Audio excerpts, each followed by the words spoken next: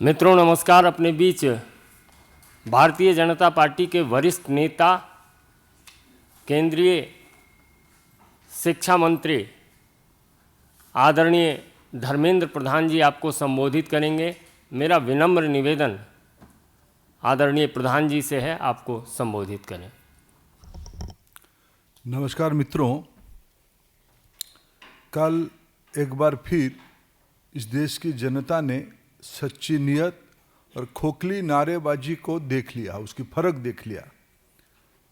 देश की लोकप्रिय जननेता प्रधानमंत्री श्री नरेंद्र मोदी जी के नेतृत्व में किए गए जातिगत जनगणना की फैसला सामाजिक न्याय के लिए एनडीए सरकार की प्रतिबद्धता की एक बहुत बड़ा कदम कल सरकार ने उठाई है।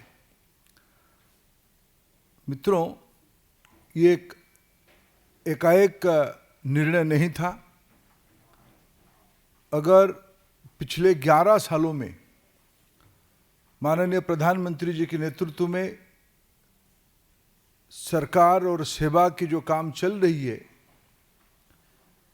सबका साथ सबका विकास इस सरकार की सैद्धांतिक और दार्शनिक मत रहा है। हमारी सारे कार्यक्रमों की योजनाओं की मूल लक्ष्य सामाजिक न्याय ही रही है। समाज की सभी वर्गों तक लाभ, सुविधा, सहूलियत पहुंचे, वैज्ञानिक तरीके से पहुंचे, यह हमारी उद्देश्य रहा है। उस सिलसिले में पहली बार देश में लंबे समय की अंतराल में ओबीसी कमीशन को स्टैट्यूटरी मान्यता देना, संवैधानिक मान्यता देना,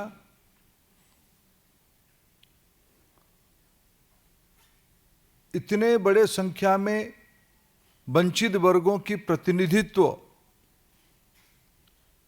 भारत सरकार तथा विभिन्न राज्य सरकारों में सामने लाना, केंद्रीय मंत्री, राज्यों की मुख्यमंत्री, राज्यों की उप मुख्यमंत्री, मंत्रिमंडल में सदस्य, लोकसभा और विधानसभा और स्थानीय नेतृत्व में इतने बड़े मात्रा में सामाजिक न्याय की प्रतिबद्धता पहले कभी दिखने को नहीं मिली थी।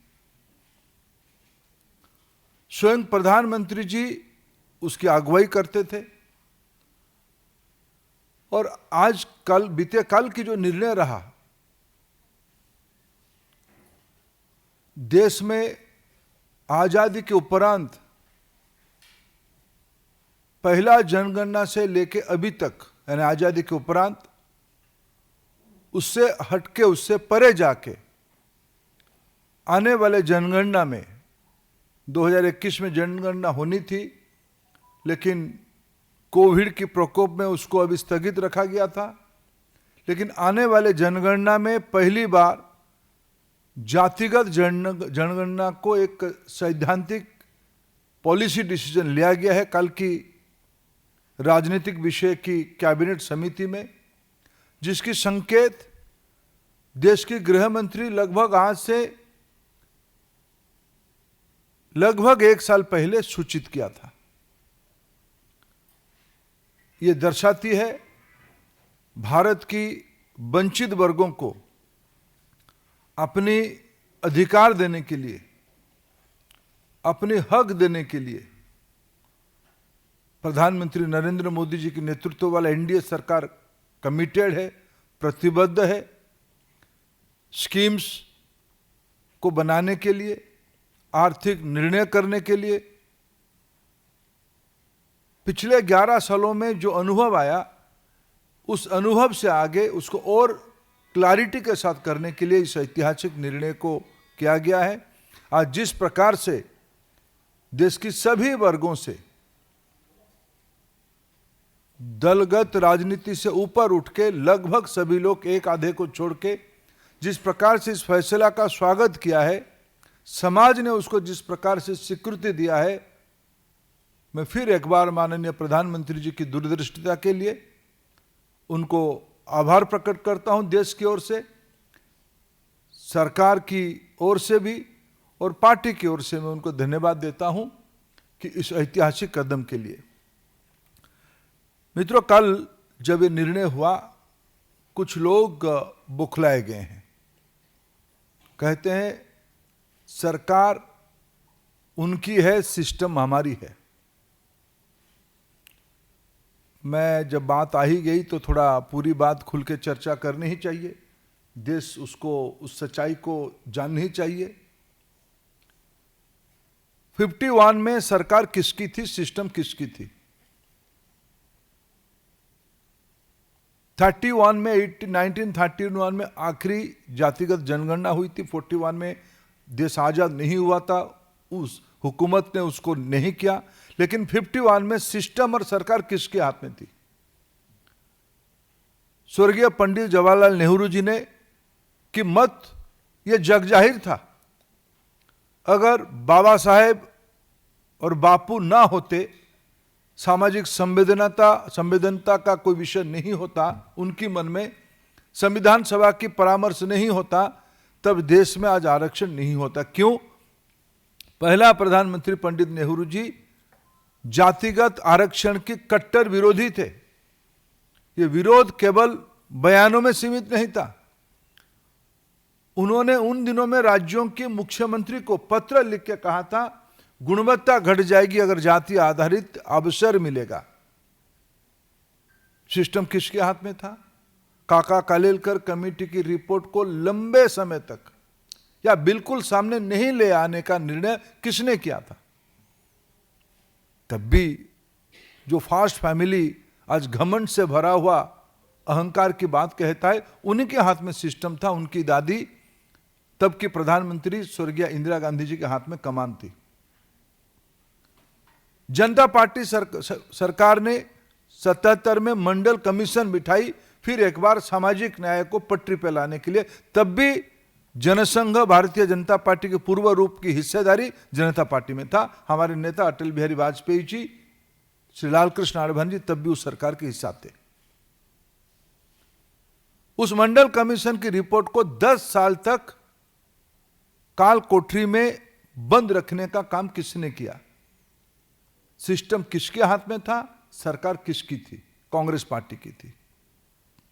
जब बीपी सिंह जी के नेतृत्व की सरकार मंडल कमीशन को लागू किया, तब भी भारतीय जनता पार्टी उस सरकार की समर्थक रही। हमारी समर्थन से वो सरकार बनी थी, हमारी सुझाव से मंडल कमीशन लागू हुआ। और ये देश भूला नहीं है। मैं आप सभी को अनुरोध करूंगा, आप सभी के आर्काइव्स में जाके एक बार देख ले।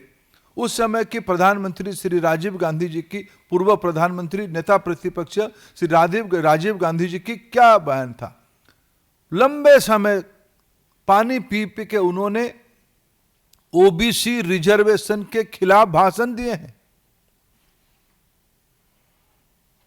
सिस्टम किसके हाथ में था तब? प्रधानमंत्री नरेंद्र मोदी एक सामान्य वंचित परिवार से, पिछड़े परिवार से आते हैं। कांग्रेस पार्टी की ऊपर से नीचे तक इतनी कुंठा है उनके नेतृत्व के प्रति, यानी देश की जनता ने उनको 3 बार जिताने के उपरांत, आशीर्वाद करने के उपरांत क्या शब्द लगाया जाता है? ये पाखंड और घमंड की ही परिचय है। और उनके साथ उनकी हां में हां मिलाने के लिए कुछ लोग कहते हैं कि हमने भी सोचा था, हमने पानी पिलाएंगे आगे भी। जिनकी सामाजिक न्याय अपने परिवार न्याय तक सीमित है, उनसे और हम क्या अपेक्षा करेंगे? मित्रों, कांग्रेस पार्टी सदैव देश की वंचित वर्ग, देश की आदिवासी, देश की दलित, देश की पिछड़ों के खिलाफ रही है। इसीलिए उनकी खोखलापन आज ध्यान में आ रही है। जब सत्ता में लंबे समय तक वो सत्ता में रहे, राज्यों में सत्ता में रहे, वो कहते हैं कि हमने कुछ राज्यों में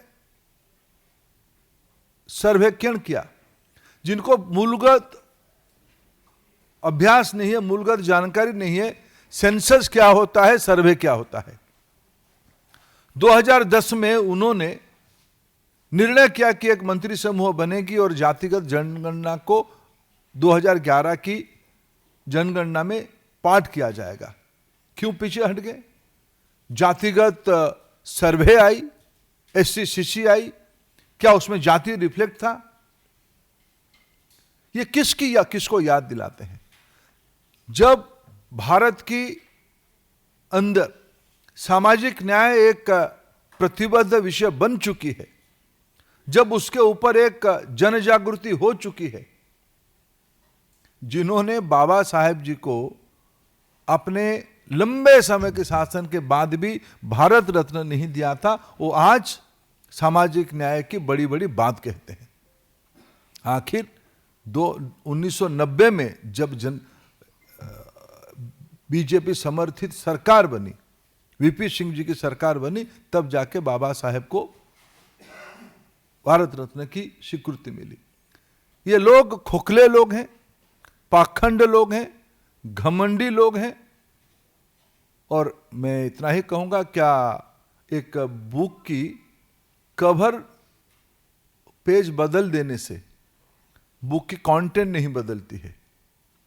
फास्ट फैमिली की चरित्र रहा है, देश की सामान्य लोगों की अधिकार बढ़े, पिछड़ों के अधिकार बढ़े, वंचितों के अधिकार बढ़े, इनको यह सहन नहीं होता है। यह देश भूला नहीं है, पिछले 4 से 14 उनकी शासन रही। उस समय के सारे तथाकथित सफलता का श्रेय उस समय के प्रधानमंत्री जी को नहीं जाता है। मां बेटे को लेने के लिए उनकी तोषामदकारी मंडली खूब जोर जोर से बोलता है। लेकिन जब 2011 में वादा खिलाफी किए, तब सिस्टम और सरकार किसके हाथ में था? इसलिए मैं कहूं कि यह निर्णय देश की 21वीं सदी की एक सामाजिक न्याय, सामाजिक समरसता, सामाजिक सौहार्दता बढ़ाने के लिए, वंचित वर्गों को, पिछड़ों को और एम्पावर करने के लिए एक समय उपयोगी निर्णय है। इसकी एक फ्यूचरिस्टिक इम्पैक्ट है।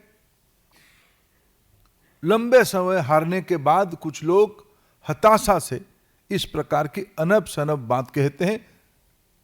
मैं उनको इससे निवृत्त रहने के लिए परामर्श देता हूं। इनकी नकारात्मक मनोवृत्ति देश की प्रगति की साथ नहीं रहेगी, वो उससे वंचित रहे। देश सबसे ऊपर है।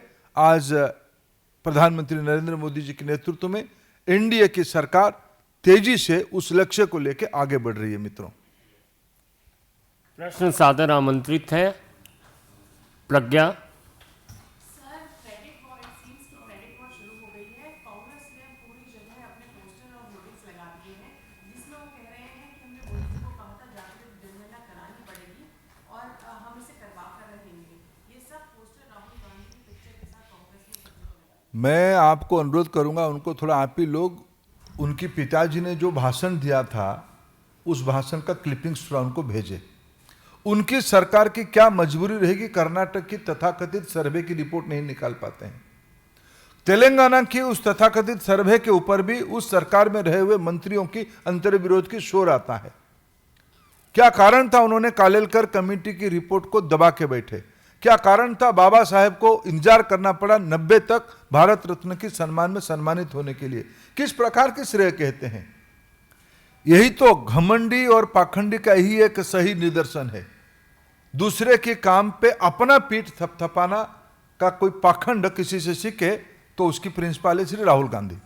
दीपक चौबे। सर, पोस्टर में ये भी लिखा गया है कि झुकती है दुनिया झुकाने वाला चाहिए, यानी कि राहुल गांधी कल जब प्रेस कॉन्फ्रेंस कर रहे थे तो उन्होंने ये भी कहा कि ये जो जाति जनगणना है ये हमारे दबाव में लेकर के केंद्र सरकार आई है। ये तो कह रहा हूं मैं, पाखंड और घमंड दोनों की कॉकटेल जो उन्होंने पिया होगा, उस प्रकार की प्रलाप और विचलित बात कह सकता है। आमोद राय।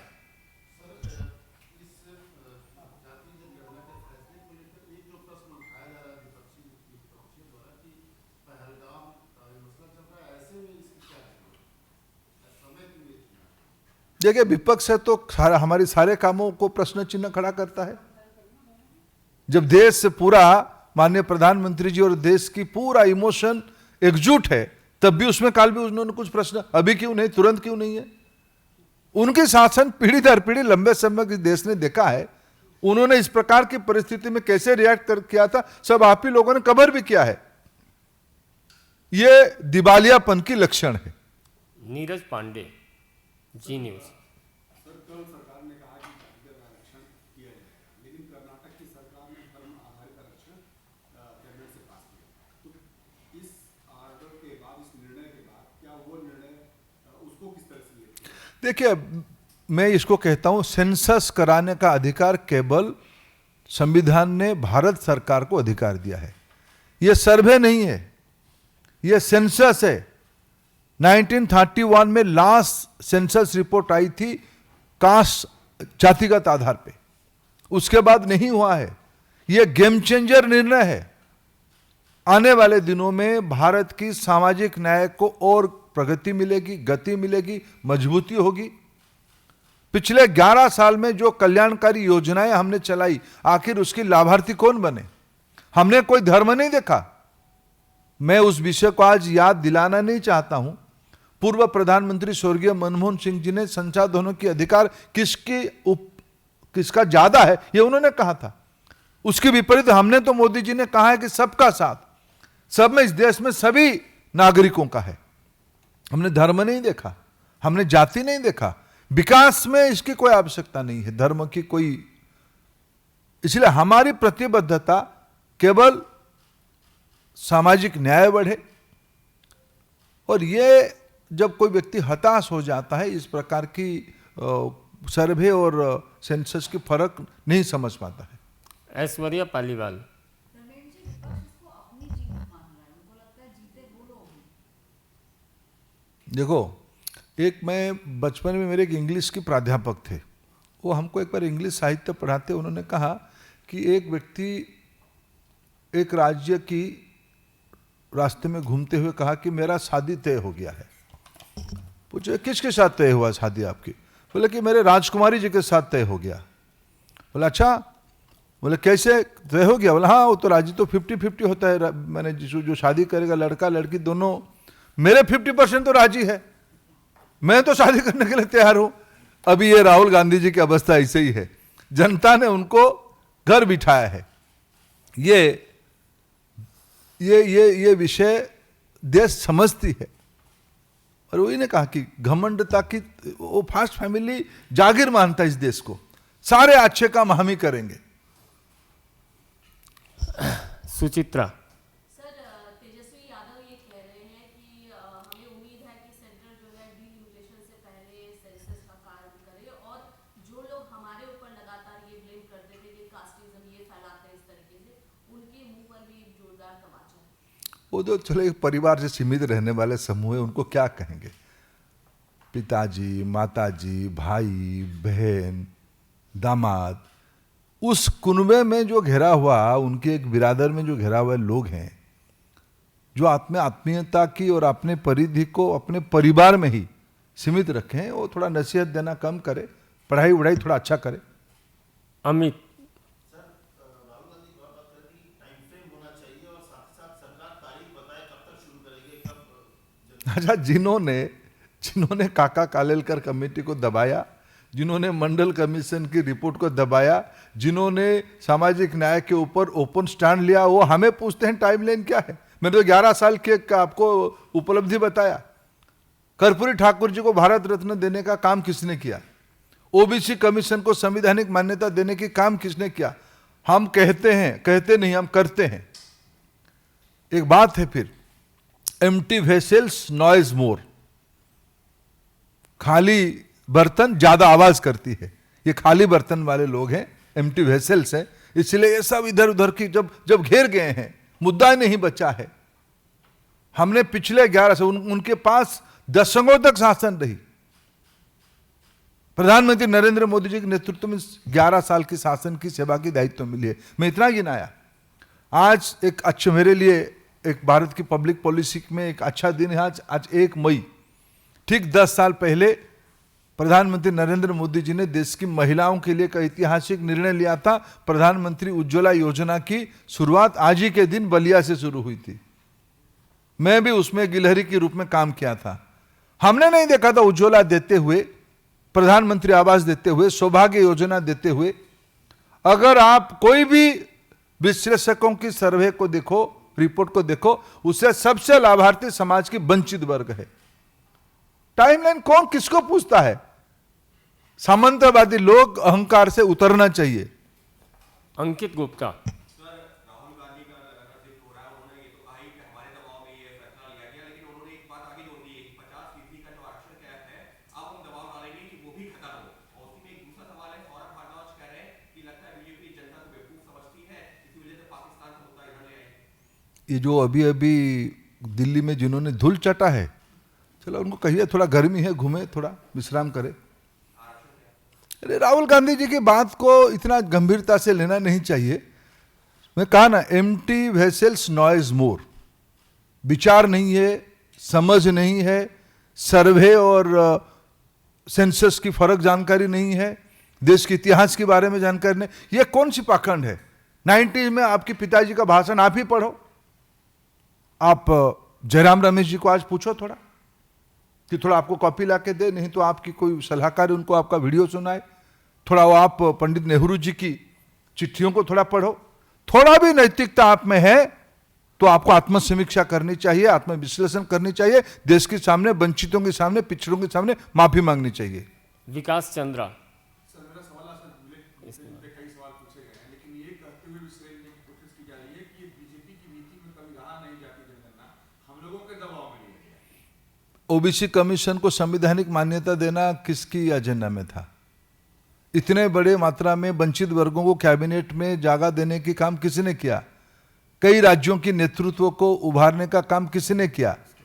कल्याणकारी योजना में सबसे ज्यादा हक किसी को नीचा दिखाना है कैसे सिंबलिज्म से? जिन लोगों ने सामाजिक न्याय की ढिंडोरा यूपी बिहार में पीटते हैं, दो परिवार वाले, उनकी सामाजिक न्याय किसके लिए है? अपने खानदान के लिए है ना। पिताजी, चाचा, भाई, भतीजा, बहू, बेटियां, यही तो है।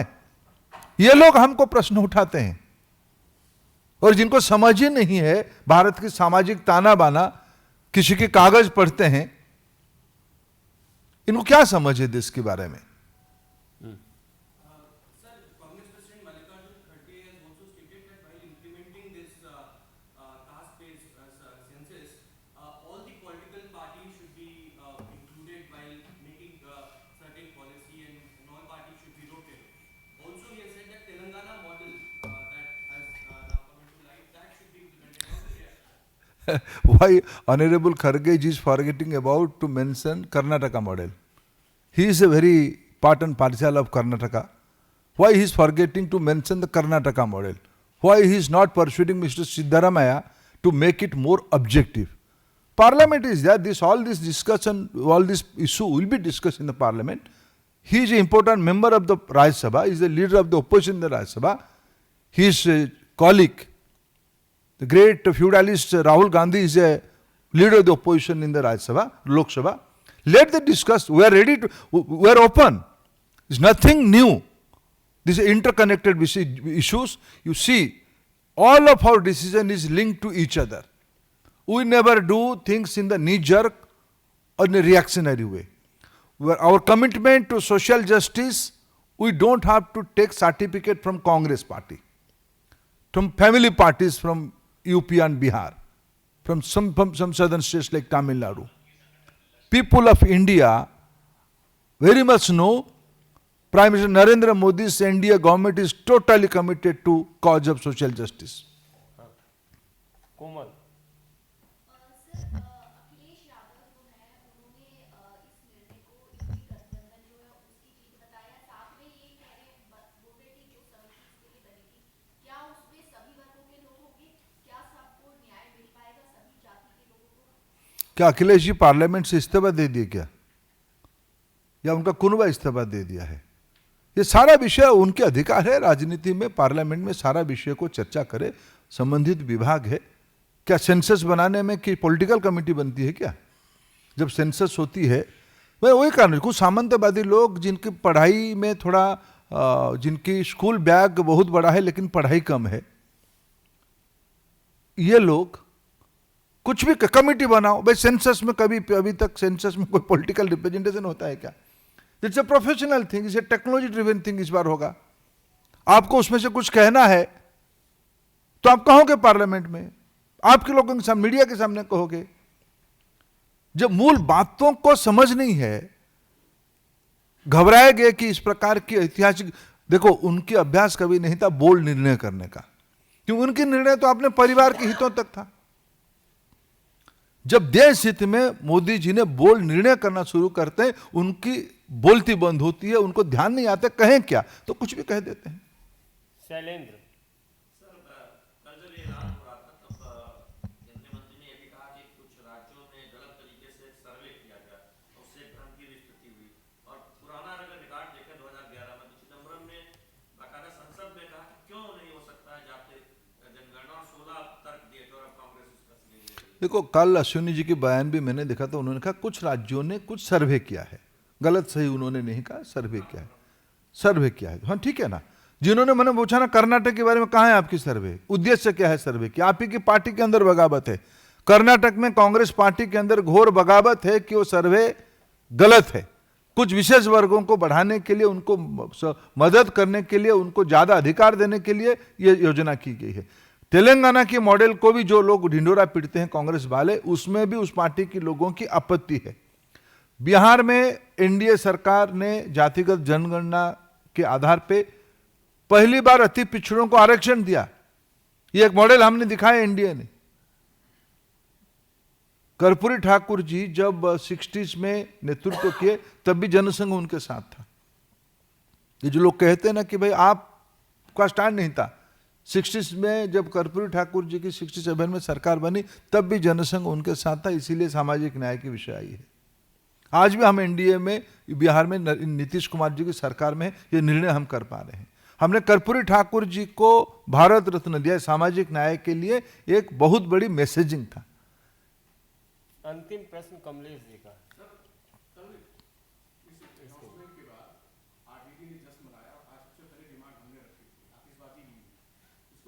अच्छी बात है भाई, सामाजिक न्याय के लिए जो आगे आएंगे खुशी मनाएंगे, हमें भी खुशी लगता है। समाज कोई पार्टी की बपौती नहीं है। कुछ लोग, कुछ सामंतवादी लोग मानते हैं कुछ कॉज और कुछ वर्ग की अधिकार की बात करना उनकी व्यक्तिगत विषय है, जबकि वो अपने परिवार के बारे में सीमित रहते हैं। हम समाज को एकरूपता चाहते हैं, इसलिए कल माननीय प्रधानमंत्री जी ने सही कहा, यह सामाजिक समरसता का विषय है। हमारी प्रतिबद्धता समाज में विद्वेष खड़ा करना नहीं है, समरसता लाना।